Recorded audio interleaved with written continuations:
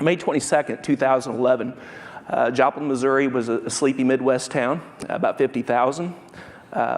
In terms of poverty, we are a high poverty area. In my school district, I have 7,000, at that time, 7,747 students, a 62% poverty rate. So a very impoverished town, but as you will soon see, a very resilient town. May 22nd, 2011 was graduation day in the Joplin Schools. It was a Sunday afternoon. We held our graduation ceremony at 3 o'clock in the afternoon, and it was promptly over at 5 o'clock. At 5:17, I walked out of the auditorium at Missouri Southern State University following the graduation ceremonies to the sound of tornado sirens. And also at that time got a phone call from my wife to let me know that a tornado had been spotted north of Joplin. So I did what any good Midwesterner does. It's been around tornadoes a lot. The tornado was north, so instead of seeking shelter, I hopped in my car and headed south. And that turned out to be a mistake. The storm changed, it shifted dramatically and became a massive storm that came in on the west side of Joplin as I was heading home. And I drove into the storm just about half a mile from my home. Broke the front windshield of my car, and I was fortunate I was on the leading edge of the storm and was able to get out of it before something horrible had happened to me specifically. But following the storm, I was able to go back, and I was about 120 yards from where it was doing tremendous destruction to our community. So May 22nd, 2011, it started out as a great day of celebration as we graduated one of the largest graduating classes in our community. We struggle with the graduation rate like so many communities across our country, and we've done some amazing things in working and engaging in our community to try to build resiliency in our children and our community, and building a real fabric, weaving a fabric of togetherness in our community prior to the storm so that we graduate more kids. And as a result of that effort, we were graduating the largest graduating class in quite some time, about 465 seniors that day, and we'd actually cut the dropout rate in half, and we were really proud of that. So as I was making my way home and experienced that storm up close and personal, one of the scary things for me was not knowing whether or not I was driving into the storm or driving away from it. And I managed to get myself to my house, got down in the basement with my wife, and we rode it out there. I was fortunate, our house was not hit. Most of the damage is about 6 houses to our immediate north from that point forward. But it was a very slow-moving EF5 tornado with winds in excess of 200 miles an hour that spent 6.5 miles on the ground through the heart of Joplin over the course of 32 minutes, if it gives you some perspective of the time it spent on the ground, how slow it was moving. As far as the school district is concerned, we had 3,000 kids that lived in the path of that storm. We had 9 schools that were damaged, plus my administration building that makes 10. Out of those 9 schools, 6 of them were completely destroyed, representing about 600,000 square feet of educational space in our schools. As a community, as you see in this video, as that tornado ripped across our town, it damaged or destroyed 8,000 homes. It got to the point it was about a mile wide. Hit one of our 2 regional hospitals. And destroyed 18,000 vehicles, 400 businesses, and left everything in a shambles. And the worst thing, and the thing that I struggle with the most, is the loss of 161 friends and neighbors. 7 of those were children in my schools, and 1 staff member. As the storm passed, it left in its aftermath a debris field, again, a mile wide, 6.5 miles long.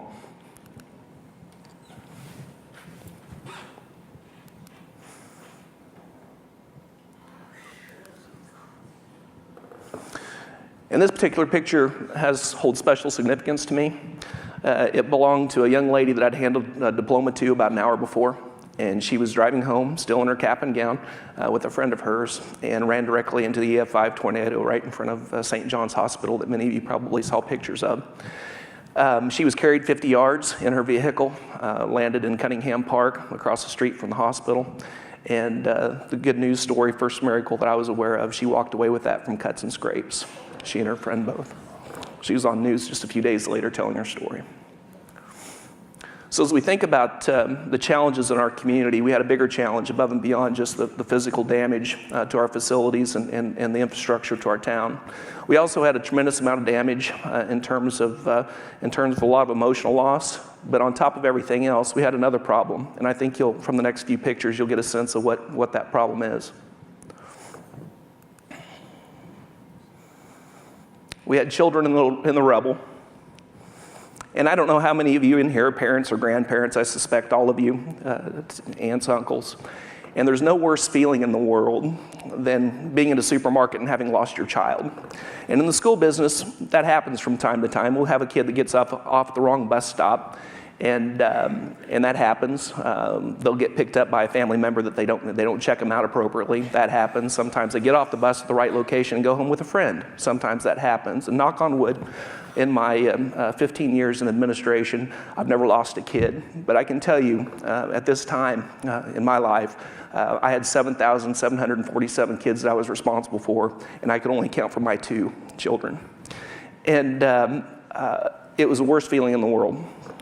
And so as we think about a community tragedy and the ability to bounce back and be resilient, you can't forget the children. Parents cannot do the work that needs to be done.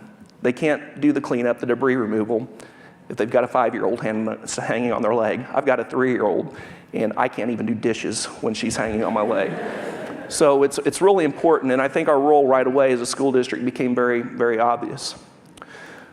So on the evening of the Monday following the storm, May 23rd, and into the early morning hours on May 24th, specifically at around 2 o'clock in the morning, after 44 hours of no sleep, I made a decision. At this point in time, I was staying at my new emergency command center since we lost our administration building at North Middle School. I was staying in a counselor's office and I had pulled a nurse's cot in there. And I was sitting there just kind of reflecting on our situation, not really having a good sense as to what to do. And I'll be honest, I had a little cry and said some prayers and started getting focused and made the decision that our role in this disaster was to do what we do best, and that's take care of kids. So the next morning, we got our administrative team together, and we went through my agenda that I developed that night before between 2 o'clock and 8 o'clock in the morning, and sat down with them, went through the agenda, and I made this announcement. School starts in 84 days. Let's get to work. Now, at that point in time, they had no idea that I was going to be announcing that we were going to be starting school on time on August 17th, 2011, 84 days later, just as scheduled. And they looked at one another and kind of shrugged their shoulders, and I took that to mean that they're all on board, ready to roll. I've got a great team, and they're amazing, amazing individuals, each one of them, leaders in their own right. They tell me now they thought I was nuts, but you know, they put their heads down, and they went to work. And over the course of the next 84 days, we did some amazing things for our kids and for our families as we helped the community recover. And just to give you a perspective, our 11th and 12th graders, as I said, we lost about 600,000 square feet of educational space, so we had to go do the hard work of constructing some temporary facilities. We wanted to do it right for our kids. They deserve that. So we took this old box store at North Park Mall for 11th and 12th graders, 100,000 square feet of space, and we converted it over the course of 55 days. It took about that long to do the planning, and they didn't swing a hammer until 55 days out, and they turned it into a 21st century high-tech, sleek school that I can tell you right now is going to serve as a model for other schools across this country going forward. Complete with coffee shop. This is JoJo's. The kids run the coffee shop. They develop their own business plan. They do their own marketing, and a few of their first customers look like these individuals. We have United States Secretary of Education Arnie Duncan, U.S. Secretary of Homeland Security Janet Napolitano, and Craig Fugate with FEMA. And just recently, it received the McConnell Award, which is the international award for K-12 school design. So we were really, really proud of that. But you'll be hearing more about the Joplin High School in the future. I have no doubt we're doing some amazing things. And it's not about the building; it's the programming, really. And we're very excited about what we're going to be doing for kids. So as we think about our efforts beyond construction, more importantly, we took care of our school family. We ran buses as ambulances and emergency transports for quite some time after the storm. We ran them for 48 hours straight immediately following the storm. No flat tires. That doesn't happen on a good day. Accounted for the status of all of our students and staff. We had our students all found by 2 o'clock on Saturday following the storm. Our staff we found by Wednesday. We opened undamaged schools for temporary shelters. We opened a central distribution center to help meet needs of families. Trained our staff regarding post-traumatic stress disorder so they knew what to look for in our children. We opened summer school on time, which was a challenge, and we extended summer school and provided transportation because of all of our families that didn't have cars now. And we provided extended transportation for displaced students.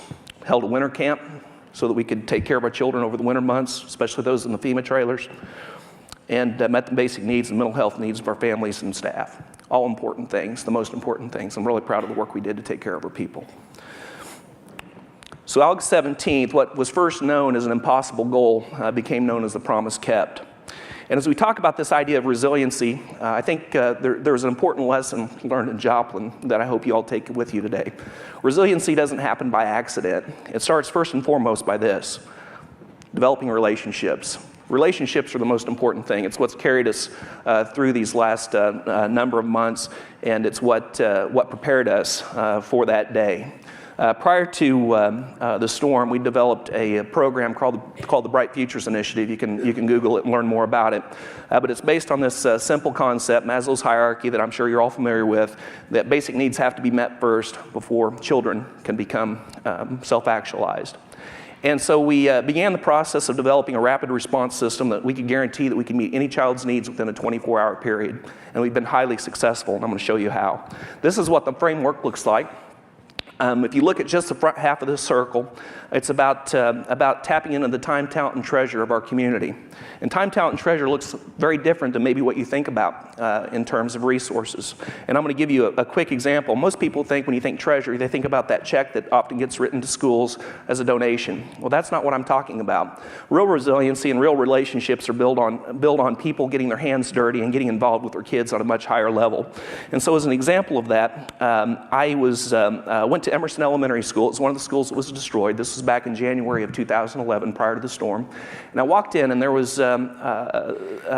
this presentation that was going to happen. Community Foundation of the Ozarks was going to give a check to that school for their snack pack program. It's a program we established to help food insecure children that don't have food to eat on weekends.